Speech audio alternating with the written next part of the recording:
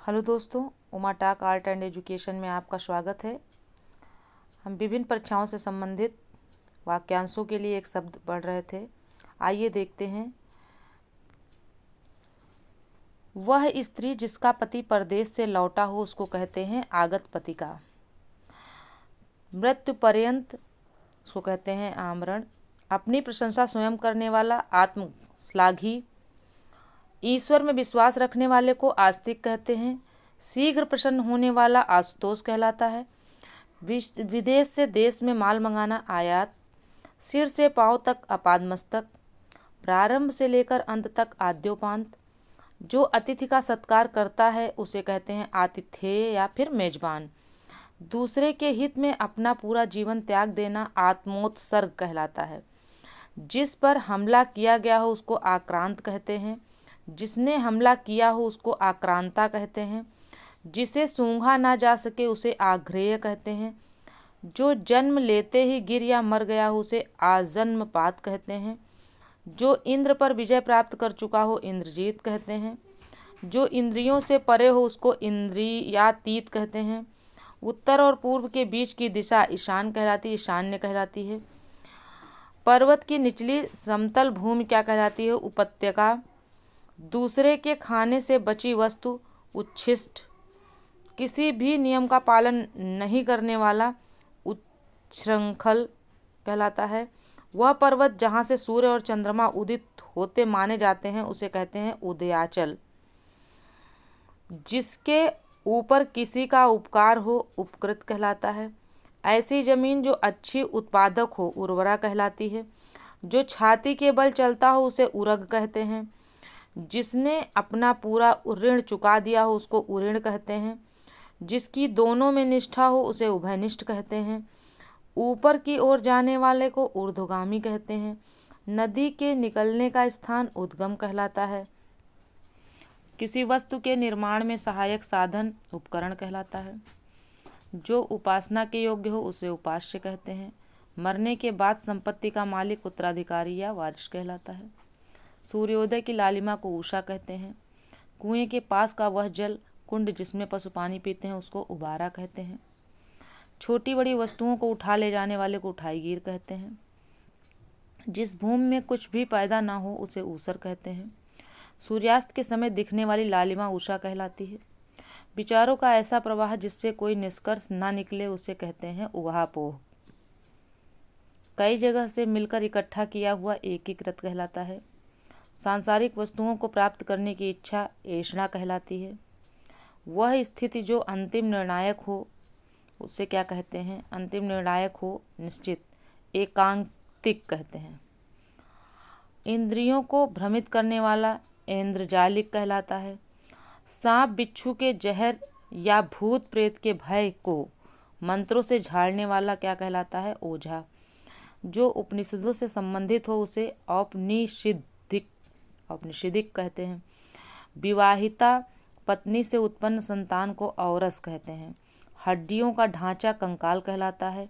दो व्यक्तियों के बीच परस्पर होने वाली बातचीत क्या कहलाती है? कथोपकथन कहलाती है।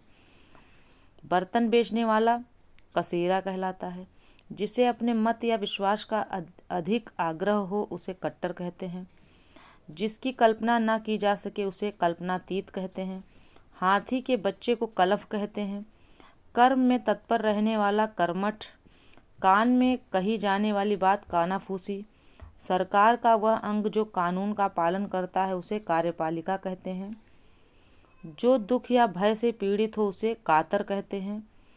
बाल्यावस्था और युवावस्था के बीच की अवस्था किशोरावस्था कहलाती है। जो बात पूर्वकाल से लोगों में सुनकर प्रचलित हो उसे कहते हैं किंवदंती या जनश्रुति।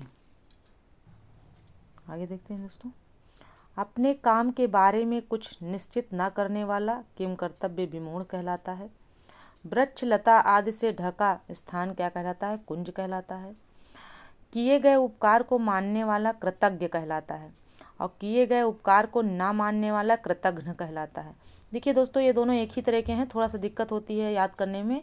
तो जिसमें ना लगा हो वो जो है ना मानने वाला है, ऐसे आप अंतर कर सकते हैं।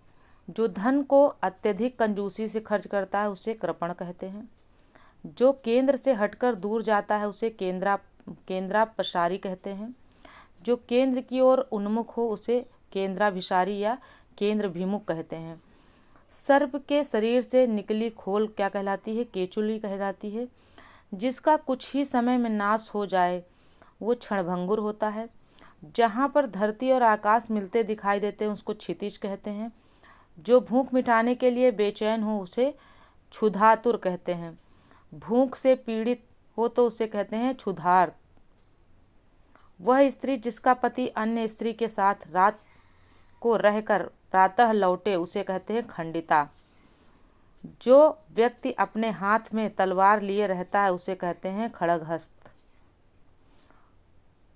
नायक का प्रतिद्वंदी खलनायक होता है। जहाँ से गंगा नदी का उद्गम होता है उसे गंगोत्री कहते हैं। शरीर का व्यापार करने वाली स्त्री को गणिका कहते हैं।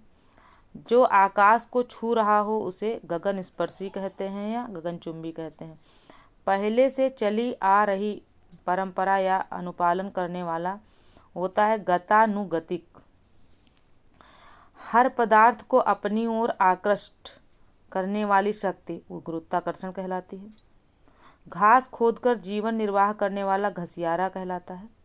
जो घृणा का पात्र हो उसे घृणित कहते हैं। वह कृत्य जिसमें गद्य और पद्य दोनों हों उसे चंपू कहते हैं। चक्र के रूप में घूमती हुई चलने वाली हवा चक्रवात कहलाती है। 4 भुजाओं वाला चतुर्भुज कहलाता है। जिसके हाथ में चक्र हो चक्रपाणी कहलाता है। लंबे समय तक जीने वाला चिरंजीवी। इंद्रियों को वश में करने वाला जितेंद्रिय। बारात ठहरने का स्थान जनवासा। ज्ञान देने वाली ज्ञानदा। ओके दोस्तों, आज का वीडियो यहीं तक था। अगर ये वीडियो आपको पसंद आए तो चैनल को सब्सक्राइब करें। चैनल पर अगर पहली बार हैं तो वीडियो को लाइक करें और अपने दोस्तों में शेयर करें ताकि वो भी इस वीडियो का लाभ उठा सकें। ओके दोस्तों, धन्यवाद। Bye bye.